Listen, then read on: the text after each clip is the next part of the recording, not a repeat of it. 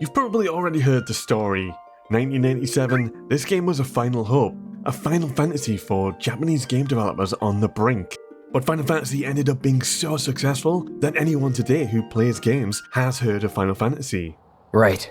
While it may appear very simple, this was groundbreaking at the time and laid the groundwork for the Final Fantasy series, as well as influence other RPGs. I'll try to live up to the name.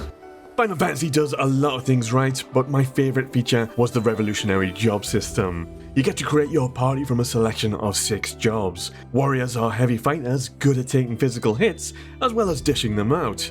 Monks are a slow burner that can deal devastating damage with their fists. You'll not need to fork out any money on new weapons or upgrades for a monk. Thieves are more agile with smaller weapons. Black mages might be physically fragile, but they have access to the most powerful magic that will wipe the screen of enemies.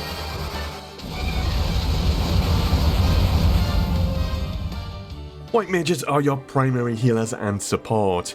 While finally, red mages are interesting with a mix of lesser white and black magic, as well as being decent in melee combat.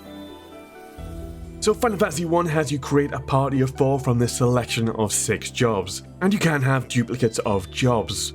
Final Fantasy 1 lets you tailor your experience with a pretty solid customization system straight from the get-go. This job system adds replayability, you'll not experience all the jobs in one playthrough, or alternatively, you could challenge yourself to play with a party of 4 black mages, or hell, even 4 white mages. You'll also need to give your 4 little guys names. I've got Peter, that's me, Zaith and Arkan are my Final Fantasy 11 and 14 online names, and Seren was randomly generated. What a team! I can't stress just how impressive this was for something older than me. Spawning on the Famicom or NES, it kinda sucked that us Europeans had to wait for the PlayStation 1 version of this game, but that didn't stop me playing an emulated version of the original. There's a few different ports over the years with different visuals, fixes and improvements, but I am mainly going to be talking about the Pixel Remaster version, which tries to stay faithful to the original art style. But god, loading up the game, the first thing that hits me is the terrible font. I have already decided that I'm gonna mod the font when it comes to Final Fantasy 2. Second thing is that incredible soundtrack. Love the Chaos Shrine theme the most.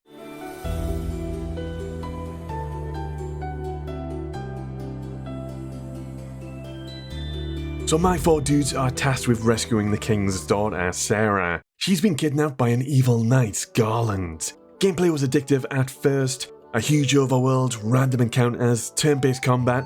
I always find there's something really addictive about just compounding numbers and leveling up.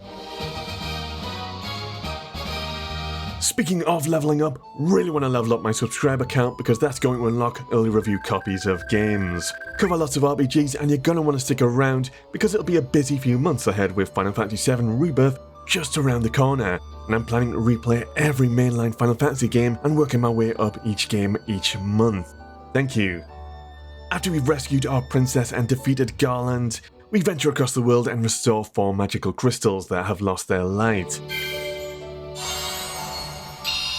The Earth Crystal, Fire, Water and Wind, all being drained by one of the 4 fiends. And that's pretty much the story. There's no way Mark is directing you where to go next, and you're free to explore a bit and do some things out of their intended order.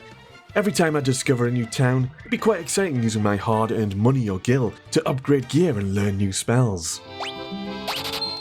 You end up fighting a ton of monsters as you traverse the world and dungeons. I must have killed about 10,000 monsters in my playthrough. There are some pretty cool monster designs and a good variety with quite a few enemies recoloured later on, but very impressive for the NES. Thank god the Pixel Remaster offers a speed up button for combat. That might have saved me about 10 hours of time in total. Spells function like Dungeons & Dragons with its spell slots. You can only cast a tier of magic so many times before needing to rest. And because you end up fighting so many random encounters, I found the game's true challenge to be managing your resources and spell slots in what ends up being a battle of endurance through countless enemies. Will I run out of magic and healing items before completing a dungeon? Sometimes. So it was important to visit towns and stockpile items. I burned through so many antidotes. So many monsters would poison my party, and that poison would slowly kill them over time, till I applied those nifty antidotes. That said, there's a few bosses throughout the game, awesome designs but way too easy in the Pixel Remaster. Well, all bosses apart from the final boss, which is grossly overtuned. and where I met my first game over screen. Now, I'm not a huge fan of way markers guiding you to your objective in modern games. Is that right? But throughout the game, you'll be required to trade key items to unlock and progress into new areas. Admittedly, it can sometimes be difficult to figure out exactly where to go next. It's good to speak to every villager, some might offer clues on where to go next, but I'll admit I got lost more than once, like when I required a grav cube to progress the Mirage Tower. Turns out that grav cube is in a dungeon under a waterfall at the other side of the planet. Yay!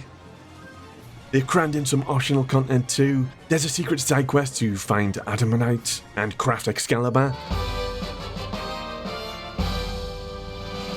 But even cooler is when you find Bahamut's lair. This legendary badass dragon reappears across the Final Fantasy series, and if you can acquire the Rat's Tail key item, Bahamut will upgrade your jobs.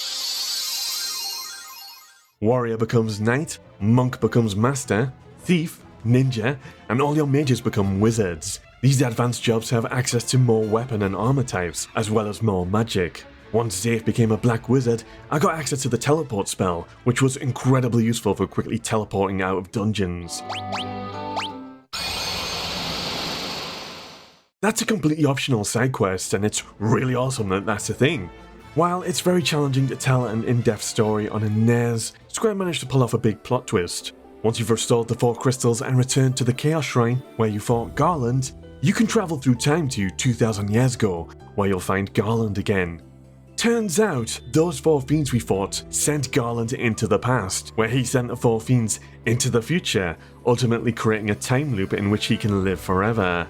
Time travel never really makes much sense to me, but we defeat him in his true form, Chaos, and we break the time loop. Overall, still a decent RPG by today's standards. The origins of Final Fantasy and its basic but brilliant job system are still worth checking out today. Just maybe prepare a walkthrough in case you get lost. Again, I just cannot stress enough how impressive this would have been in 1987. But peace for now.